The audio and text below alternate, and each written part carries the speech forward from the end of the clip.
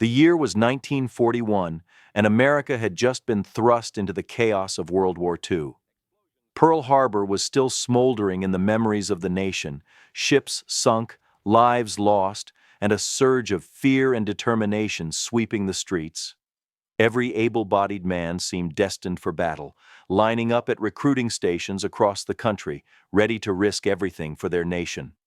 Among them stood Vito Bertoldo, a son of Italian immigrants, born in the coal-dusted town of Decatur, Illinois. A man who had spent years hauling coal, driving trucks, and enduring life's harsh realities, yet carried a flaw that would have ended the dreams of most. He was nearly blind. Thick glasses perched on his nose could barely compensate for the eyes that had been weakened by a lifetime of labor. Yet his spirit was sharp, unyielding, and insatiably driven. Time after time, Bertoldo faced rejection. The Army, Navy, Marines, Coast Guard all turned him away, citing his eyesight as a liability, unfit for combat 7 times. He was told he could not serve. For most, this would have been the end. But for Bertoldo, it was only fuel for a relentless determination. Safety was never his goal. Purpose was. To him, standing idly while others risked their lives was a fate worse than death.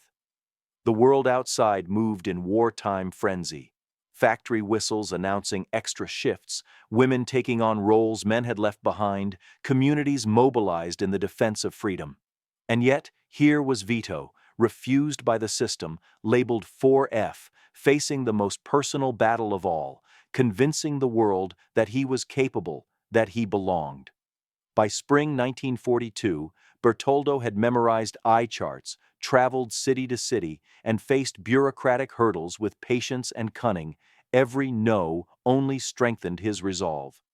Finally, on his 8th attempt, a recruiting officer, pressed for numbers, relented, not as a combat soldier, not yet, but as kitchen staff, with a promise: fight as needed. Little did anyone know that this determined, half-blind cook, dismissed by 7 recruiting offices, would soon face one of the deadliest German assaults in Europe and change the course of history. This is the story of Vito Bertoldo, a man who refused to be denied, a soldier who turned his limits into legend. Bertoldo could enlist, limited duty only, assigned to kitchen work or military police roles. For a man who had fought so hard for the chance to serve, peeling potatoes and standing gate duty was far from the battlefield he craved. Still, he signed up without hesitation.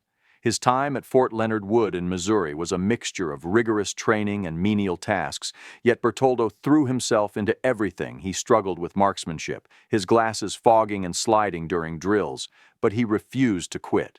While other soldiers complained about the work, Bertoldo volunteered for extra shifts, doubled his watch, and continually sought to prove his worth.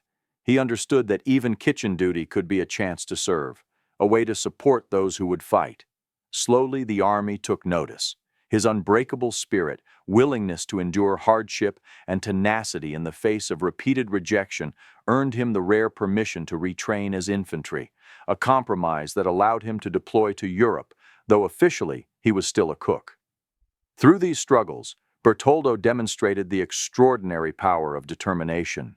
Each failure strengthened him, each rejection became motivation. By 1943, he was no longer just a kitchen hand. He was a soldier in waiting, a man who refused to let his physical limitations define his contribution.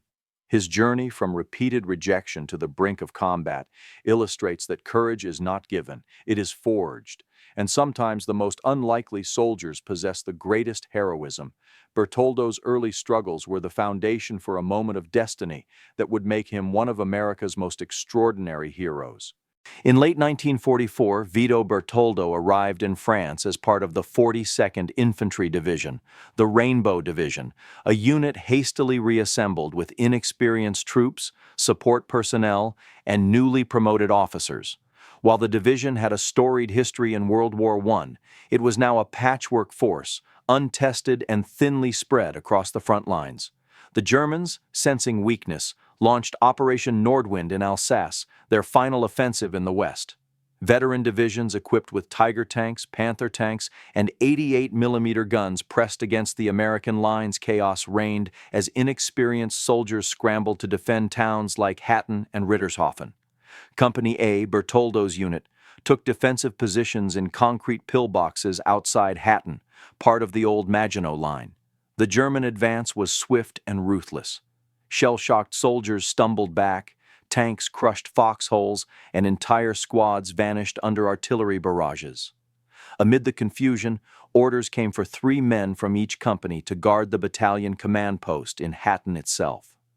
Captain William Corson, frustrated with Bertoldo's kitchen antics, eagerly assigned him to the post, believing it would remove a problem from his unit.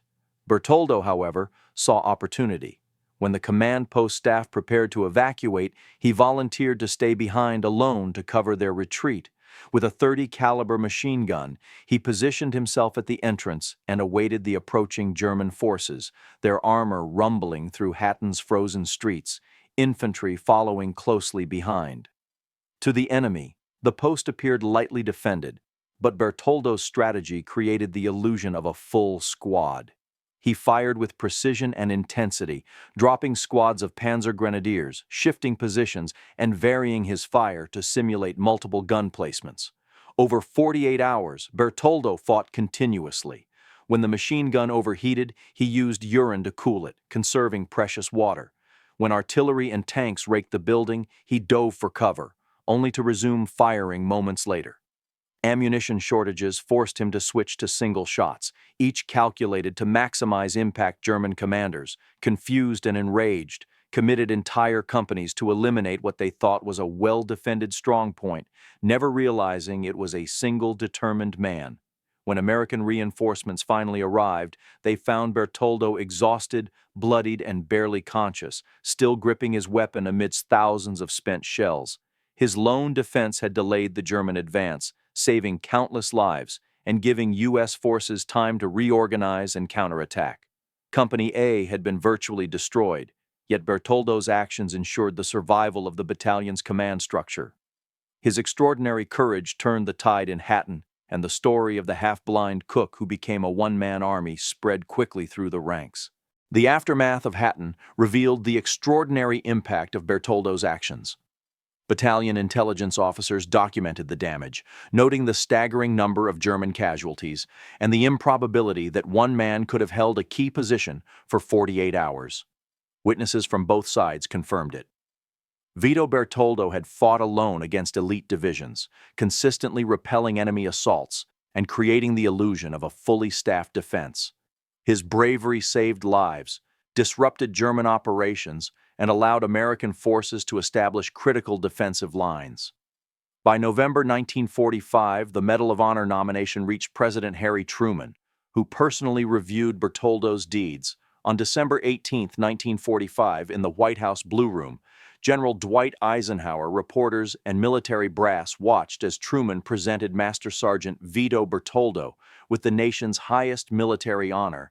The citation praised his extreme gallantry while guarding 2 command posts against powerful infantry and armored forces, and noted that he withstood vastly superior forces for more than 48 hours, time after time escaping death by the slightest margin. Bertoldo also received the Bronze Star with Oak Leaf Cluster, the Purple Heart, and the French Croix de Guerre with Silver Star. His unit received the Distinguished Unit Citation, but it was universally recognized that a single man had made the decisive difference. Despite fame, Bertoldo remained humble, insisting he had merely tried to protect fellow soldiers. His story became a lasting testament to courage, determination, and the power of one individual to influence history. From repeated rejection to national hero, Vito Bertoldo demonstrated that true heroism is forged not in comfort, but in perseverance, daring, and unwavering dedication to duty. His legacy inspires generations to confront limits, embrace challenges, and understand that courage can emerge from the most unlikely of heroes.